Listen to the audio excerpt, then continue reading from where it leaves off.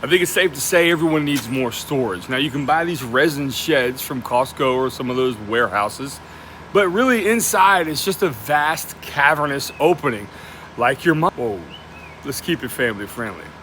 Anyway, there's nothing really but a big void of space in there. And today I've got an idea to fix that. So I needed some modular shelving to go into those units, and the ones that were commercially available, I was gonna buy these, were a little costly, and the ones that weren't, well, they weren't very strong. So I went to the drawing board and came up with this kind of cool design. And also I recently completed the set. I got the electric ray plus the 6-inch standard surf prep sanders finally. These things are absolutely incredible. They make this job really a breeze. And the happy accident of the year so far is that the Stag, the drill holder, fits these surf prep sanders. So pretty cool to know. So here are all the parts laid out to make a 5.5 foot tall unit. We have the feet and the top supports. We have the stretchers here. We have the large and the small dividers for the length of shelf, or for the height, if you will. And then there are the shelves themselves. You can see here this thing goes together pretty easily. I need a mallet with light taps to make sure everything gets driven home.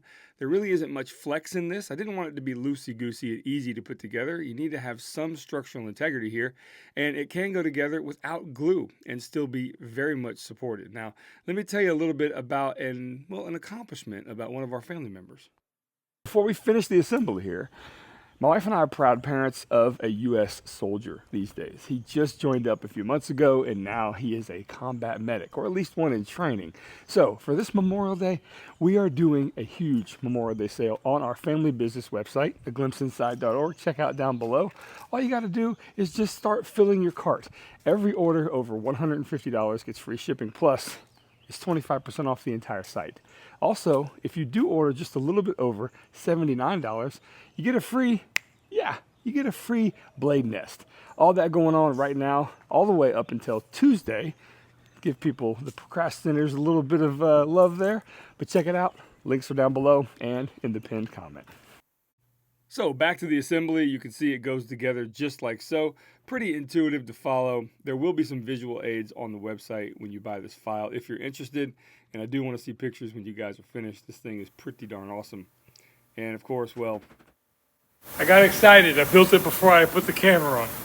So yeah, I built the bottom shelf and realized I wasn't filming it. What was I doing? So I have to take off the shelf, take off the two stretchers, and then incorporate the one you just saw me build onto it. Now, the bottom two shelves, I like to have a lot of space. There's about 17.5 inches to 18 inches of space in between those two at the bottom.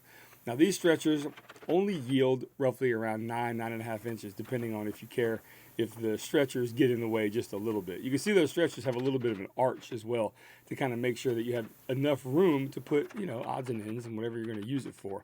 So the top two shelves are going to be made from the smaller variety, or the lesser spaced, I guess you would call it shorter shelves, and the bottom are larger.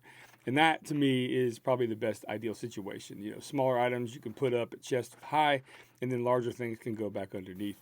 And so you can see here, when you're finished, you have a cap. And this cap goes over once you're done. Now, if you wanted a 3-foot shelf, go ahead, put the cap on then. You want a 10-foot shelf, well, maybe we'd not recommend 10 feet. This might be a little wonky at that point. But this is about 5.5 feet tall, and actually, the reason all those holes are in it, the reason it's so kind of sparse is because, it keeps it lightweight. So I'm able to carry this thing fully constructed, no glue, all the way over to its final resting spot. And just like you saw in the beginning of the video, well, I got a little bit of work to do.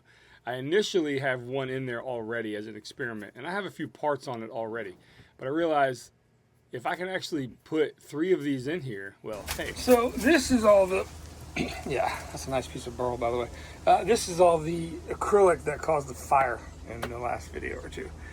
So basically, I'm going to move all of this stuff over here, and we're going to do a clock wipe. And